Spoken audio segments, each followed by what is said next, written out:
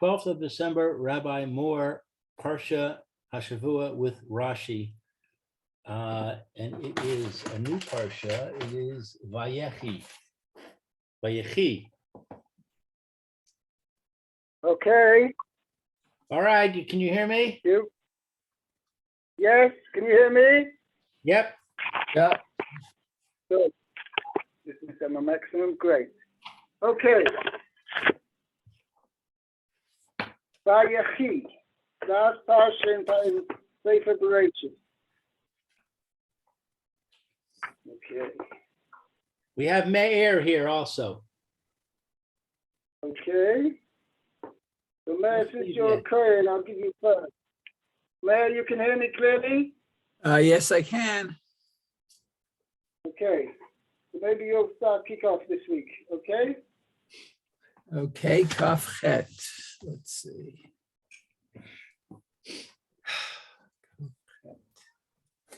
Okay, it says Vayihi Yaakov be'eretz Mitzrayim.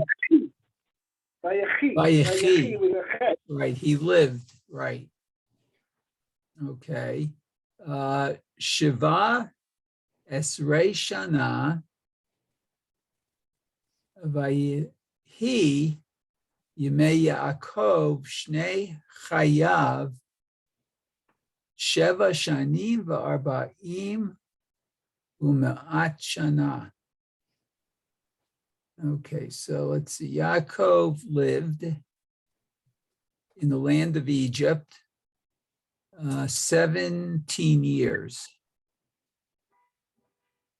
And it was the days of Yaakov, the years of his life, Sheva Shanim, 7 years and 40, Uma'at, and 100. So it was 147 years. Okay. Yeah. What is interesting, unlike Avraham Avinu and unlike Sarah, and I think by Yitzchak was a little bit different because it's just with no digits. It was only hundreds and tens. And by Sarah it says,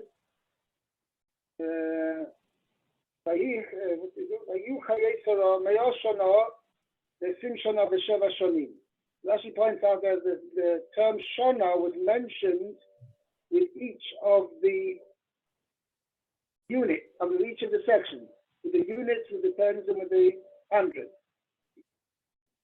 Okay? Oh, yeah. Similarly, we find at the end of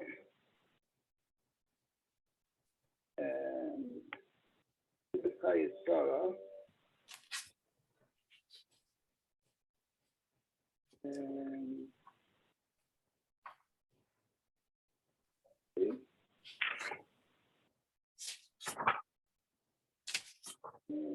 ואלה ימי שני חיי אברהם אשר חי, מעט שנה ו70 שנה ו5 שנה. Okay? הוא תגיד 100 שנה, מעט שנה ו70 שנה ו5 שנה. Actually, interestingly, also with Ishmael it says, Ma'az Shana, Shoshim Shana, V'Sheva Shana. Okay? This is the part as well, how do we say that, Shana and Latova or whatever. But you see that among the tzaddikim, each section is mentioned Shana. And there's Rashi there in the beginning of Hashavua said that when she was 100, she was like 20 for sin. When she was 20, she was like 7 for beauty. Similarly, when Yitzchak died, it's actually mentioned in Parsha Vayishlach, but he didn't die yet.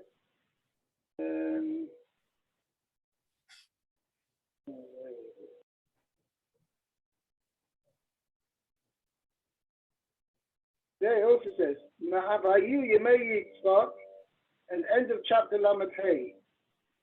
Vayu, Prophet Chavches, Vayu Yemei Yitzchak, Ma'as Shana Ushmanim Shana. Again, with each of the sections, with the 100 it says Shana, and with the 80 it says Shana. Yet over here, the sevens are put separate, He should have, I mean, in parallel with the others, he should have said, Sheva Shonim, Boim Shona, Umas Shona. He doesn't say that. Yeah, I'm not sure why. That I don't, it's a question which occurred to me now, and I don't have a answer to it. There's another point, which this pasuk comes to be. I mean, the obvious question is, why does it have to repeat? Vayehi yemei Yaakov shnei chayot. When else? His days, obviously the years of his life. When else is he going to live? What else is it then? How can you say Vayehi yemei Yaakov? It's obviously shnei chayot. Why do you have to repeat that? Now, I was just thinking, towards the end of last week's Parsha, we had that Yaakov came to Paro, and Paro asked him, tell me, how old are you? Let me get the chapter and verse.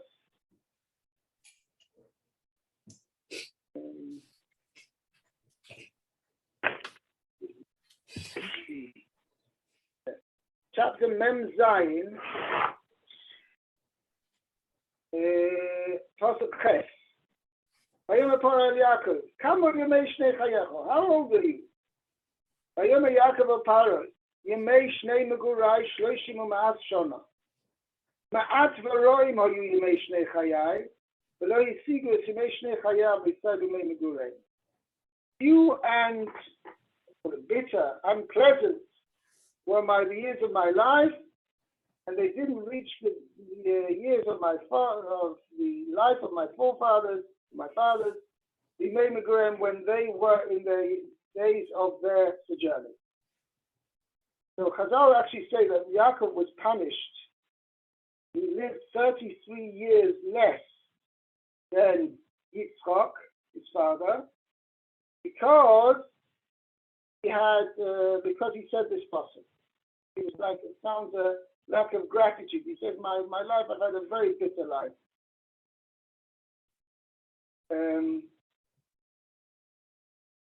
So I was just wondering that maybe this pasuk is indicating that in the end, Yaakov's life showed that he had, how should I say it? Retracted this statement which he had made over here. The ma'at v'roim hoyu yemei shnei chayai. Few and bitter were the years of my life. He's saying the days of Yaakov, the years of his life, all together, everybody, each one of the years of his life was worth living. 7 years and 140 years. Just a suggestion that, the prophet telling you this, to tell you that it was not as Yaakov said it there, that his years of his life were bitter, few and bitter. To the contrary, he lived a full life.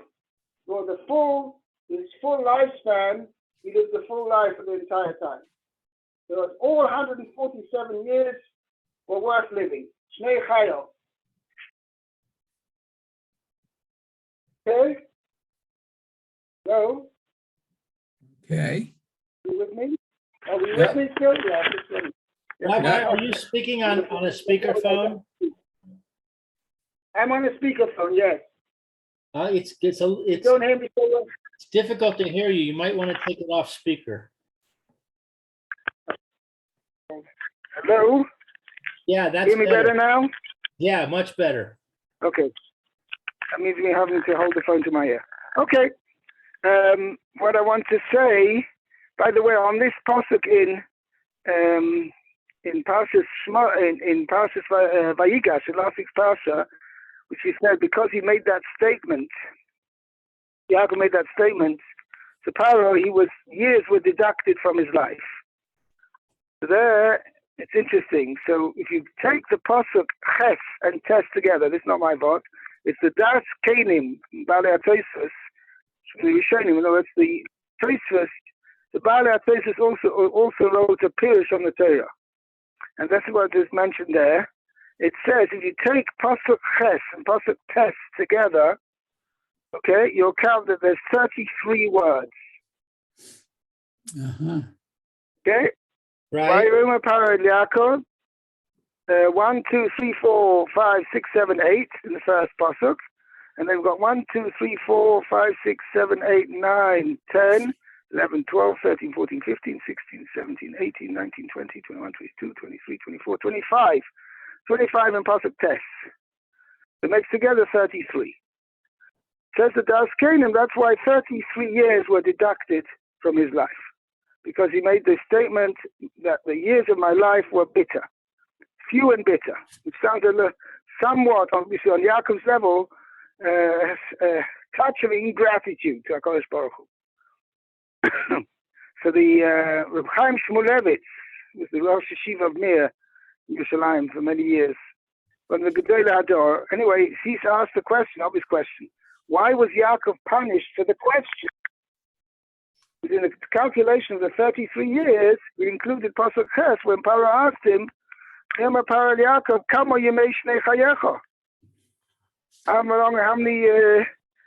old are you? How many years of your life have there been? So why would that was a plausible question. Why should Yaakov be punished for that? This is his answer. I can understand. He should have. On Yaakov's level, I can understand he would be punished for that. But why for the question? So Chaim Shmulevitz explains is if you have two heads of state meeting, right? This is talking about Yaakov was considered like the elder statesman, this very venerable old man, and he comes into Paro. So what would you expect? I mean, the Havdal Elef Havdalas. Just imagine Putin would meet with Biden, right? So this the first question that Putin says to Biden: "Tell me, how old are you?" Right? That would be pretty strange, right? They're obviously going to discuss race, whatever they're going to discuss. It's very strange that Paro's first question is, "Excuse me, Mr. Yaakov, how old are you?"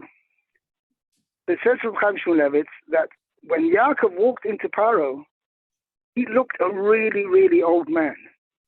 His whole demeanor, his way, his portment came schlepping in, obviously he needed to be supported most probably by others.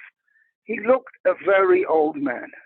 So therefore, that was the first thing what Paro occurred to Paro was, oh, who's this man here? Must be a really old man. He says to him, how old are you? In other words, Yaakov's deportment, the way he carried himself, and the way he showed himself, that in itself prompted Paro's question. So therefore, had Yaakov been in a more happy state of mind, and in a more, shall we say, his whole deportment would have been more something with life and joy, right? Then he wouldn't have been coming to Paro looking so old. So Yaakov himself, by the fact that he was, as his answer proved, he felt embittered because he didn't had a short and a unpleasant life. Okay, that Yaakov's deportment prompted Paro's question. So therefore, that in itself for Paro's question is also punished. Had Yaakov been in a much more joyous state of mind and a much more lively state of mind, then Paro wouldn't have been prompted to ask the question. He's only really prompted to ask the question by the fact that Yaakov's deportment indicated that he was such an old man. Okay, so therefore that's why Yaakov was punished for the question as well. Okay, it teaches us a lesson, Lamaisa, that the Bali Musa will say, the ponim von a mensch is a reshus harabim. Person's face is like public domain, meaning the way you show yourself to others, right? That's the way you represent yourself. If a person is in a good mood, and then he'll come in with a smile, so people will thereby reflect that this person is a nice guy, friendly guy, happy guy, right? Whereas a person comes in with a frown and schlepping himself with a frown on his face, yeah, then people say, "Oh, this guy's not somebody nice to befriend. Looks like a real grumpy kind of guy. I don't want to be friendly with him." And it's an important thing that a person should realize that the way he shows himself to others, that's the way people see him in his character as well. Okay? Not Important only lesson. that, but it takes away Okay, let's people go. from your life. It takes a person away for sure. That as well. That's what I'm saying, even without that. But the Meister, It takes away years from your life. In other words, it wasn't just a actually, punishment for Yaakov. scientists prove. It applies to everybody. Right. No, so obviously Yaakov was in a Shemaim that he was in the last 33 years of his life. But I'm saying even so, by the way, it's still an interesting point. The person smiles, right? All his muscles relax, his facial muscles for sure, right? And when a person frowns, then all his facial muscles tense up. So it's smiling is not just a show of a person's inner joy, so we say, or inner tranquility. It's actually positively, physically therapeutic. So the person is relaxed and he's not putting pressure on his vital organs, right? Whereas if he's tensing up, that means that puts much more pressure on the body. Okay, let's continue. Let's see, there's a Rashi here. Okay, so Veyechi Yaakov. Yaakov lived. Lama Parsha zo Situma. Oh, why is this Parsha closed? Okay, so let me explain. Is that, and this is the important Rashi explain. If you look in the, I don't know, did you get Kohen yesterday by Mincha? I did, and I saw he had trouble finding where to begin. Right, exactly. Why? Because there's no gap. Right. There's no gap between Parshas Vayigash and Parshas Vayechi.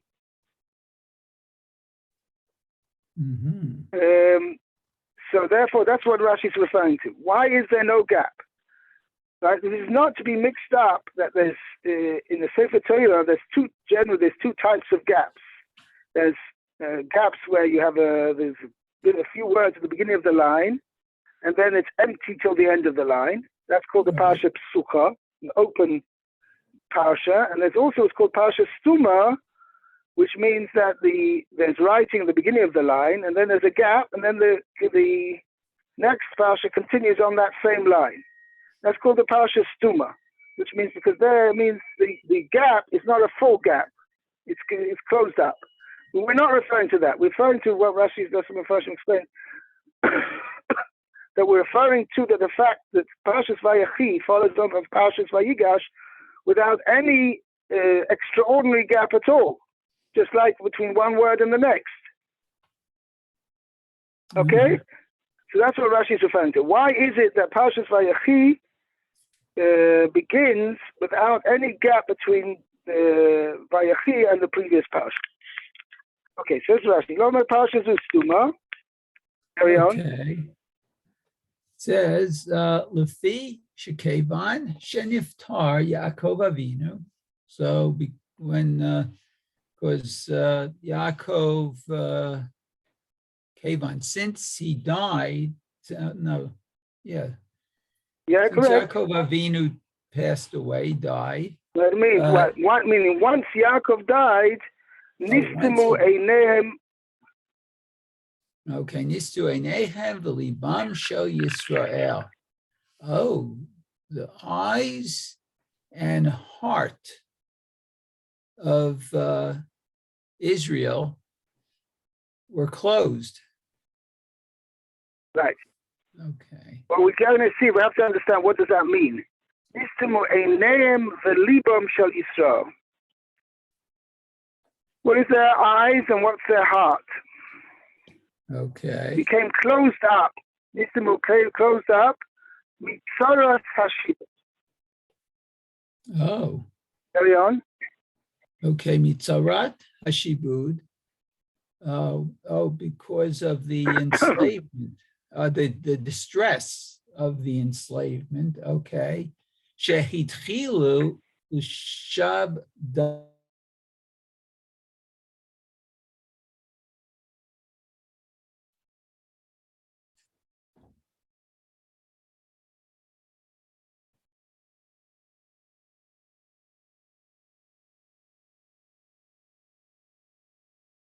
The person over here, they dwell on this.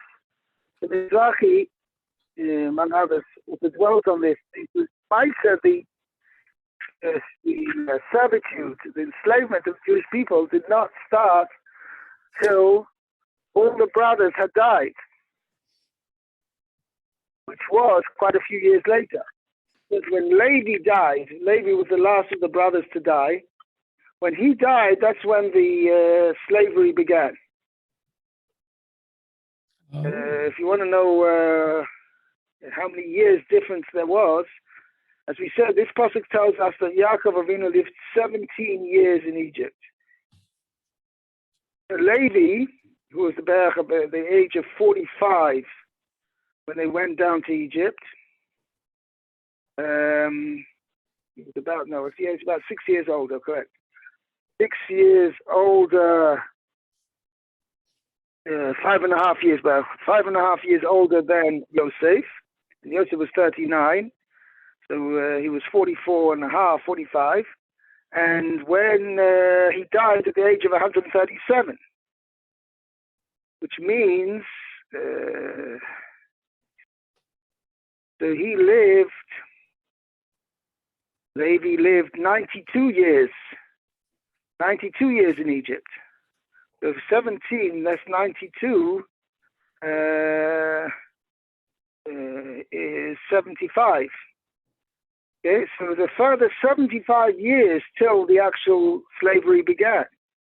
But nevertheless, the Mizrahi explains, there was already, the Jews were not regarded as favorably as they had been in Yaakov's lifetime. As soon as Yaakov died, already the attitude of the Egyptians towards the Jewish people began to turn sour. Mm-hmm. Okay? Okay. Yeah. Davar acher. Davar acher shebikesh legalot et haketz levanav v'nistam mimenu. That's Breshit Rabbah. So shebikesh that Yaakov bikesh searched? No, bikesh sought. Yaakov sought to reveal to them when is going to be the final redemption. Yes, to his sons. Nistam mimenu, and that was closed up from him. It was like withheld from him. Wow.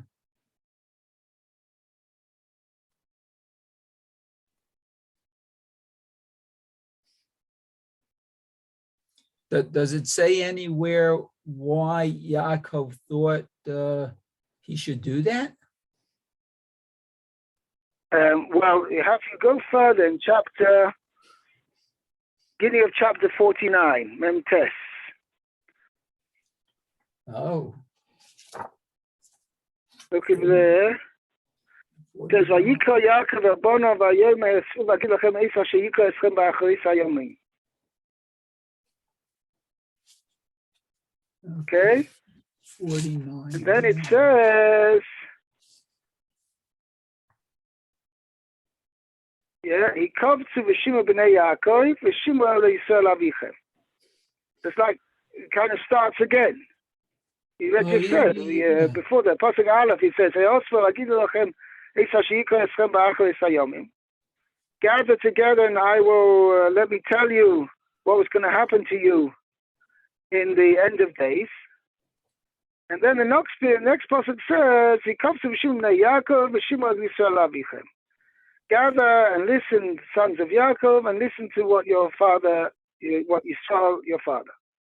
And then then he gives them brachas. Reuven b'chayyato, he tells them, he gives them a reproof, and so on with all the other brothers. But what happened to telling them what's going to be in the end of days? Look at Rashi there on Pasuk Aleph. Okay. Bikesh. Bikesh l'galot haketz. He wanted to reveal, okay, the end of days. V'nis. Nistalka mimenu Shechina. Oh, the Shechina departed. The Shechina departed from him. Meaning, obviously, Hashem didn't approve of this, whatever. So he took him. Okay. Rabbi, you said that he, instead of telling them at the end of days, he gave them brachas and reproof. Well, it wasn't about brachas. He gave them reproof more than brachas. But I would say he cursed them. Why would a father curse his children? 1 second. First of all, the Chazal said differently, meaning the only ones, first of all, whom he cursed was Shimon and Levi.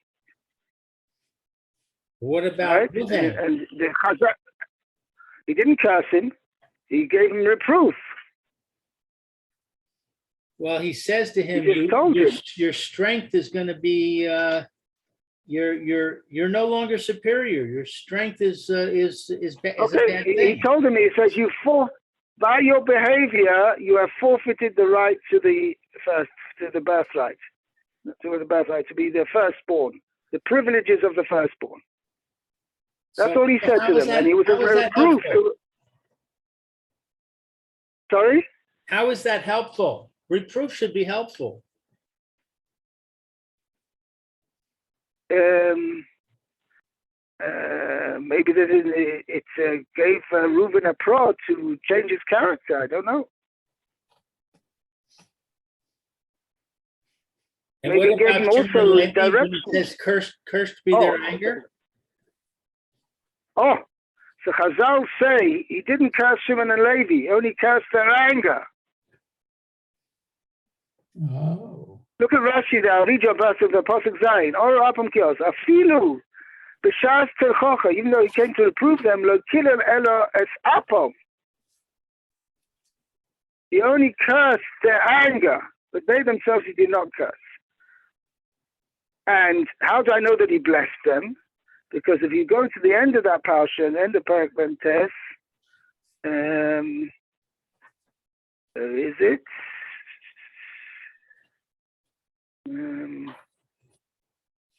Where is it? Yeah. Pasuk 28. Kolei shifta Yisrael shnei masar, b'zeis asher diber lehem aviem, vayavarech ha'isam. Ish asher kevilchasei be'ach ha'isam. The Chazal learned out from that he blessed all of them. They all got a blessing. Some of them may have experienced Yaakov's reproof as well. But all in all, the summary of Yaakov's deathbed declaration to his children was that he blessed them. Which Rashi explains means that everybody got all the brachas which was given to Noah. Let's say Yehuda, he got a bracha that he's going to be the leader. So all the tribes got that bracha as well in a more toned down form. Okay. I don't. Anyway, I don't see any blessing in the section about Shimon and Levi. Correct. That is true. But I'm saying, in the section of Yehuda there is. In the section of the other brothers, Issachar, Naphtali, Zvulun, Naphtali, Osher, the God, okay? All of them are blessings. And therefore, Rashi, if you look in Rashi, Pasuk Chof Ches. In fact, Rashi asked your question.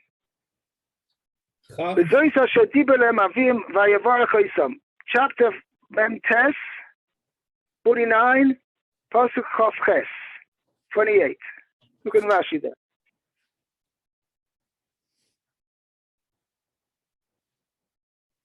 Okay, so were there not some of them that he did not bless, but rather he reproached them? This is the Right. explanation. Elokach Pirusha. Go on. וזויס אשר דיבר להם אביהם, מה שנאמר בעניין, יוכל שלא בירך לראובן, שמעון ולוי, תלמד להם ויברך איסם, כולם במשמע. That in the end he gave a blessing to everybody. Was the general blessing to all his 12 sons. Yaakov included Reuben, Shimon, and Levi as well. So in other words, there's things that he said that are not recorded in the Torah?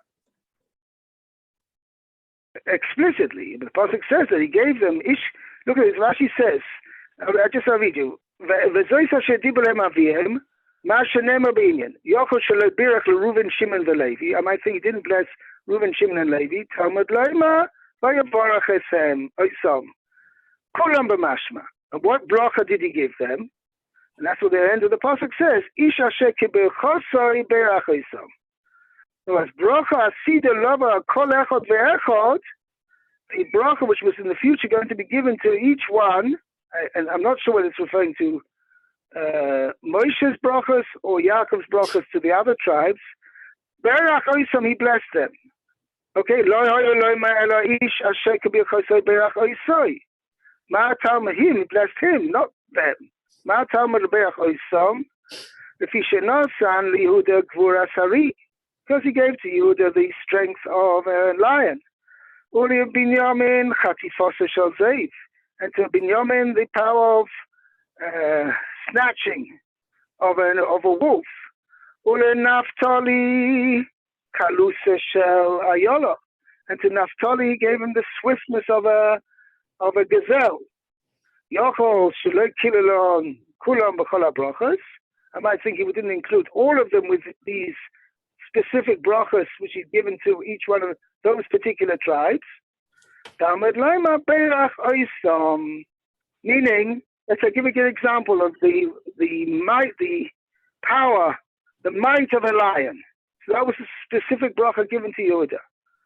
So it comes out that Yehuda got that bracha in a very strong measure. But all the tribes got some of that bracha as well. And similarly, what he said, Binyamin Ze'ev Yitrof. He had the power of a wolf, the guile of a wolf to be able to snatch, be able to power to snatch its prey. Okay, so Binyamin had that power, had got that gift in a strong form, where all the other tribes had it in a lesser form, and so on. Okay? I see. Okay, very good. I think we'll stop here, and Be'ez Hashem tomorrow. Hopefully, my screen went. I don't know exactly what's wrong with it. I mean, Parsha is burnt out. But anyway, I'm going to have to get myself a new one. Hopefully tomorrow I'll be back on the screen. Okay. I moved the pages so many times. I lost my place. Where are we right now? We're right on to. We're going to start pasuk. Second pasuk in the Parsha Chav Tes. Chav Tes. Chapter 47. Chapter 47. Pasuk Chav Tes. Great. Thank you so much. Okay. Okay. Have a great day, everybody. You too. Call to be well. Be well. Bye-bye. Okay. See you, Mayor. Okay. Take care.